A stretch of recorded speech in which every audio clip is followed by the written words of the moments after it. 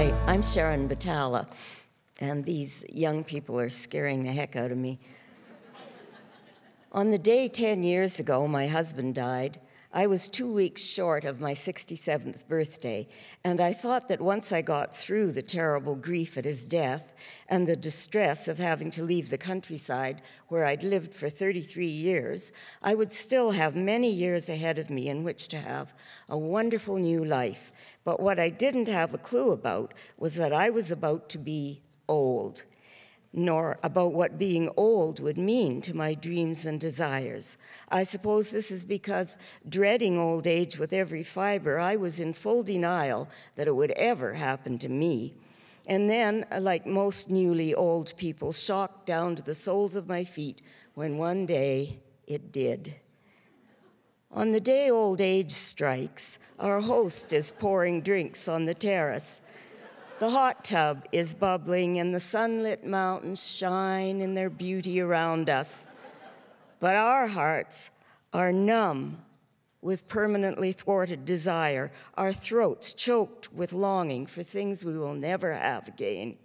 And our future, we are sure, is too bleak to contemplate. We stare in terror into the abyss and ask ourselves, who am I now? Where am I going? What has my life meant? How I struggled in the face of all this as my body changed and grew more fragile, no matter what I did to stop it, and younger people started ignoring me or treating me as if I were a not very smart, obstinate child, all respect lost, to be replaced by indifference or rudeness, and I was having to cut away first this thing that I used to do and then that one. How on earth was I to find this wonderful new life? Of what could it possibly consist? This is what old people face. In the past, we all died at much younger ages. Old people were fairly rare and caused no trouble and were easy to ignore. Today, at Canada's 150th anniversary, an extraordinary 16% of our population are senior citizens. Longevity increases every day, so that by about 50 years from now, that proportion will have grown to around 26%, and most of us will live after retirement for another 20 to 30 years. As well, the older the group, the higher the percentage are women. Suddenly, here we are on our 150th anniversary with a very large societal group to take into consideration that has never before that we know of existed on the planet.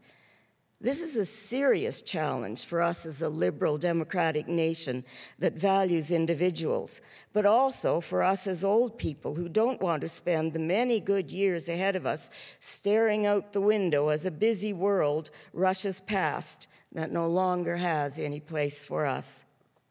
The first and worst thing, both for the old and for our society, is the staggering ageism everywhere we turn. This belief, whether frankly articulated or merely an unspoken assumption, and in which we have to include ourselves, is that old people are useless, a drain on society, an inferior form of humanity. Every senior citizen has experienced the disrespect, the rudeness, the outright dismissal by younger people until we begin to feel that staying locked in our homes is the only bearable route, or else to move to a gated retirement community full of others like us. A second pervasive problem contributing to the wasting of the talents and abilities of the old is that Canada judges us in terms of the values, abilities, and desires of the young. By such standards, we can only fail. We are not failed copies of the young. We are a whole new class of citizens, and it is time for Canadian society to create a new framework out of which to view us, to genuinely honor us, and to begin to celebrate and use the virtually unique gifts the elderly have to offer. I'm talking about what we have seen and experienced that taught us what we often don't even know we know, and that the young do not know. For one thing, we can become, as Theodore Roszak put it, agents for change. This by virtue of our very numbers. Currently, the aged are viewed as a large, coherent group that is a problem to society, even though we differ in age by easily 30 years, and by class, education, degree of affluence, and political and religious ideas. As agents for change, we could start by working to rid both society and ourselves of the pernicious ideas that constitute ageism and that allow the media and others to get away with derogatory remarks about us that we wouldn't let racists, sexists, or anti-Semites get away with, not out of pity or sympathy, but because we, the old, are a valuable, if hugely underused resource, and because as a nation we must find a meaningful role for the elderly, and with such a belief system everywhere, we can't. What is that role? I think we're formulating it even as I stand here speaking to you, and it is the old who are doing it and must be the ones who take the lead, because only we citizens of that kingdom truly understand it. It may well be that our days of quick wit, instant insights, and feats of brilliant memory so highly valued by the young are over, but our real intelligence, excuse me, and especially our true wisdom, which is partly dispassion and partly compassion, have expanded vastly in a way the young can't imagine.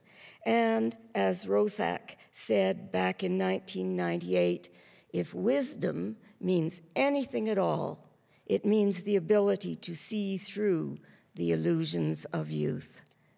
Now, at our 150th anniversary, it is time to begin to view the old as a fully functioning part of our society with rights and responsibilities like everybody else.